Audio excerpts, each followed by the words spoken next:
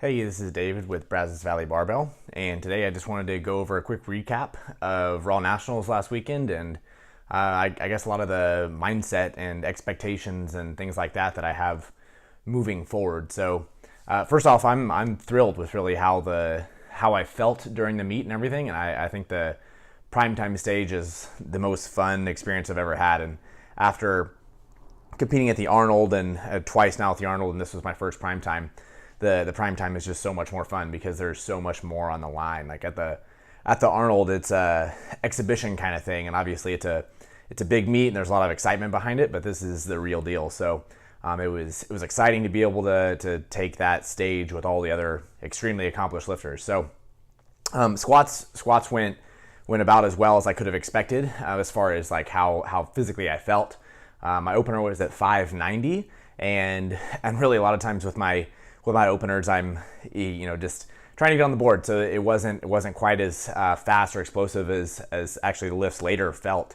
My second attempt was 622 with every intention of going about 640 or 645.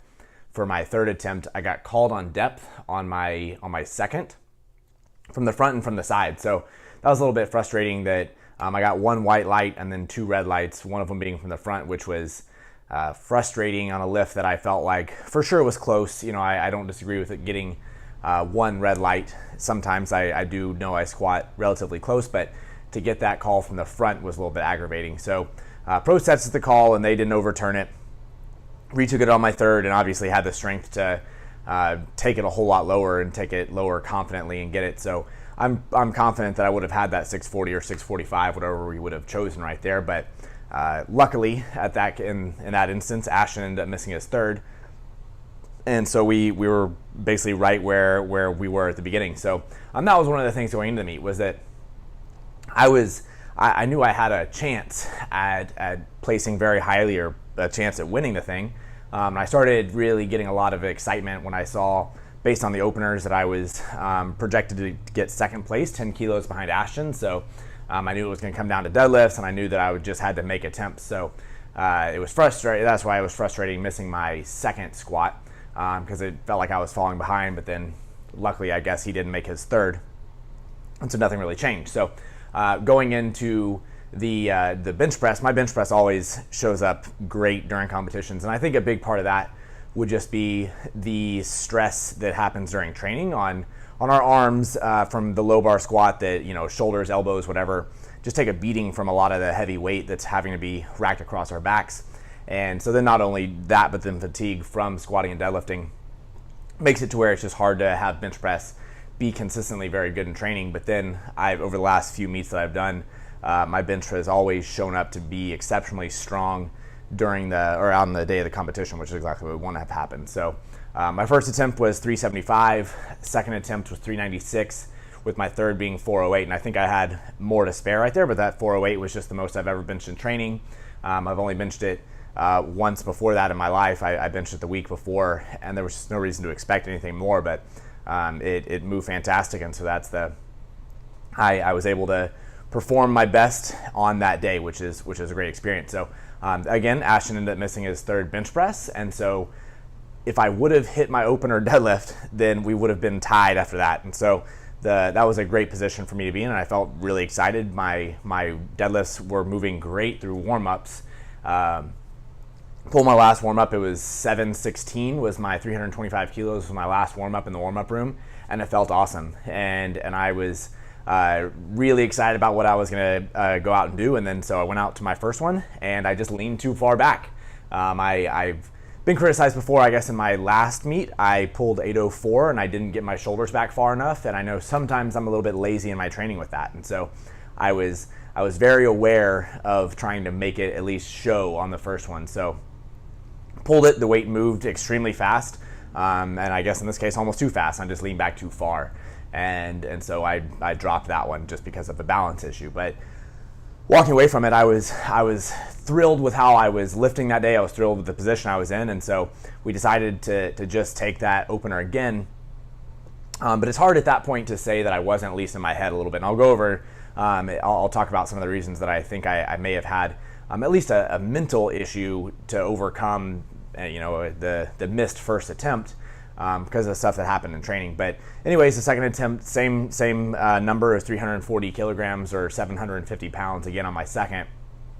Same thing, it moved really well.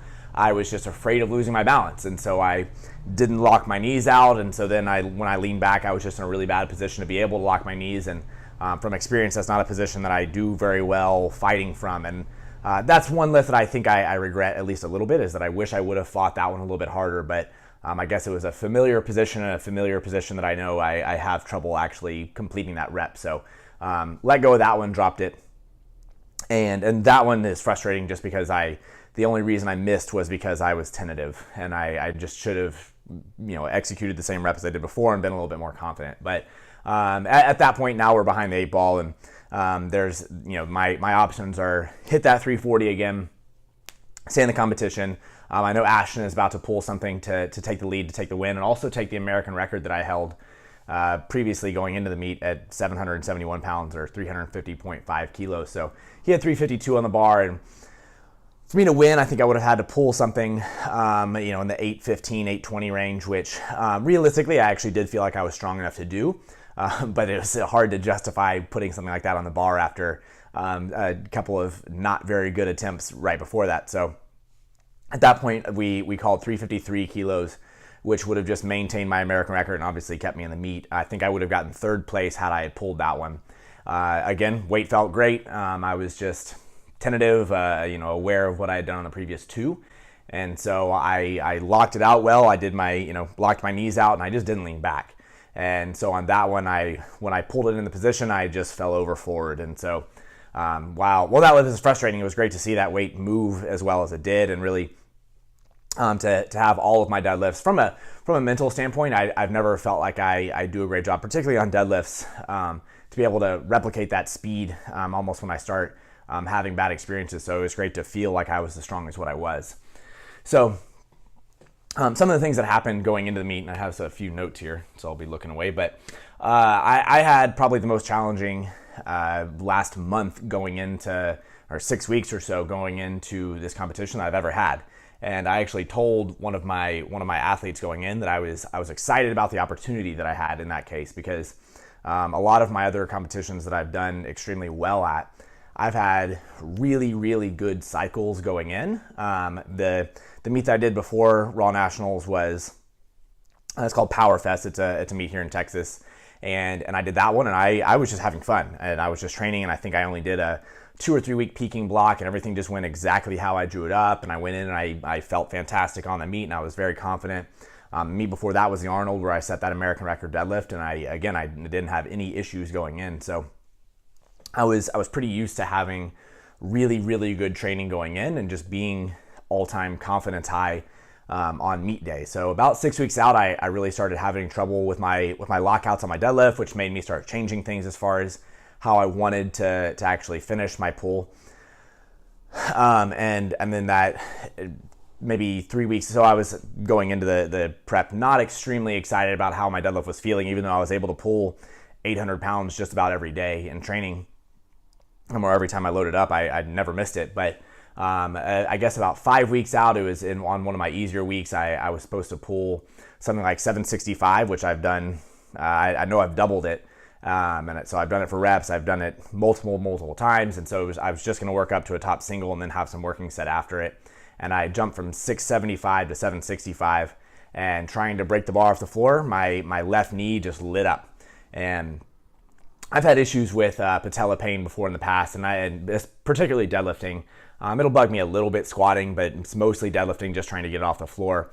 And so it felt like, getting stabbed in my knee, and I couldn't break that one off the floor. So I dropped down a little bit lower, and I started not being able to break anything off the floor. So just on that day, I wasn't super concerned about it, but it just added in, as another day of a bad deadlift session to start to get frustrated. So then the pain actually didn't linger, and I was able to continue training the rest of the week and everything. And when I went back to deadlifting the following week, again, no pain. I always squat before I deadlift, zero pain squatting. And then I would go to deadlift, warming up, I had no pain. And then anytime I would get above 700 pounds, my knee would just light up. And it was interesting because through some of the things I was trying to do to rehab it, I couldn't make it hurt. It was like anything like slow eccentrics or isometric holds and those kind of things. I had zero pain, so it was tough to find exercises that I thought was going to benefit my knee, making it better, because I couldn't find things that hurt except deadlifting. So I had to rearrange my program a little bit, and it was a tough thing to do in the time, because now it's the thing that I know I'm best at, and it was the thing that was going to make me win the competition in my mind was now essentially taken away from me, as I couldn't train it. And so that snowballed into a lot of other things where, there was stress. Like I started doubting my abilities, and I started doubting what my training was doing. And so I really had I started making lots of changes to my program that may or may not have been necessary. But it just made it to where I could have had an opportunity to just train my squats harder and get better at squatting and benching. But it turned into just an all-around stressor, and my training was poor, my sleep was poor, and it was just a really taxing time, because it was something that I wanted so badly, and the thing that I'm best at, was kind of rattling my confidence. So it took me a little while to address that from a mental standpoint, more so than anything. I mean, physicality was okay. I was able to squat well. I could train reps on deadlift as long as it was below 700, which really should have been okay. I should have been able to put together a good training block and then perform well on the meet, which eventually I was able to overcome mentally, and then my knee got better on the way in. And in the past, when I've had this knee problem, it's flared up for a week or two, and then it goes away just like it did. So I wasn't super concerned that it was going to be a problem on meet day. I was just concerned with how I was handling it mentally. So on the competition there, I didn't have any problems physically. My knee actually felt really good, but it was just stress from what where I wanted to be. I think the opportunity that I felt like I had, expectations from other people. Getting told you're going to win is it shouldn't be a stressful thing, but it started to, it was almost I was defining my own identity or whatever by what other people were thinking that I should do. So that was a big part of what I learned. Was I coach process versus outcome with my lifters all the time. Is that obviously we all want to be strong all the time, and we all want to be seeing constant improvements. And a lot of times those things we want to be good personally, but we want to be viewed as being very good. I knew this was going to be a big stage for me, and it was going to be an opportunity for me to really show, I think, what I'm capable of. But it was almost like right at the same time that I was starting to get recognized as a good athlete, I was starting to have doubts as my abilities of an athlete. So what I told one of my athletes was that this was the most stressful. Everything before this had been easy. I got that 771 record relatively easily, and I think a lot of it was me flying under the radar. But for me to be able to cross that gap, to go from somebody who's good, a top 5 lifter, but go to the one who's the best, these are things that I'm gonna have to become a lot more capable of handling, or just become aware of them and be able to tune out some of the outside noise and just listen to myself, or do the things that I know will make me better, and not get caught up in things that essentially don't matter. So, as a lifter, I think this may have been one of the best things to happen to me, was that I was able to go through that training block that was bad, was not good. My training wasn't going well. I actually ended up the final week going to the training, I squatted 645, but before that I was having trouble to squat anything above 600. After the 5 weeks before the meet, I had tripled 605, and then anything above 600 I had a lot of doubt and everything, and it was just escalating from essentially the knee issue. So it was a good test for me to be able to overcome really a lot of things. It was a physical component, it was the mental component, but I think all of those will really end up making me a lot better as an athlete, as a competitor long term. So I was really pleased with how I was able to perform in that primetime session. I like the lights. I like having the excitement of the crowd and all that, and really the crowd could not have been better. And so squatted great, benched great, and then I went into deadlifts with basically what I saw was I was tied for first place if I pulled my opener, and then after that I just keep deadlifting. So a lot of things happened where I was able to see that I don't need to have a perfect block for me to be able to show up and have my deadlifts be the way that I needed to be. But there was that reminder in my head from all the doubt that I had from the previous month that showed up, and I wasn't able to execute when it mattered, to be able to actually take the lead or to even put on a total. So from a competitive standpoint, I think this will be a great thing for me. And it's not like one of those things where I'm just going to now be a world breaker, and I'm gonna nobody can touch me, nobody can do if I'm on my good day, nobody can do any of that. I don't think it's about that. I think it's just that I can see that if I maintain my process, that I've gotten a whole lot stronger just by doing a lot of little things well. And so if I continue to do those little things, I'll again be in that position to do well again. It was a good experience to see what that opportunity would be like, having that last deadlift and really feeling all the emotion from the crowd. In this case, they were pulling for me to not bomb out, but you switch that around, and now they're yelling for you to deadlift for the win or whatever.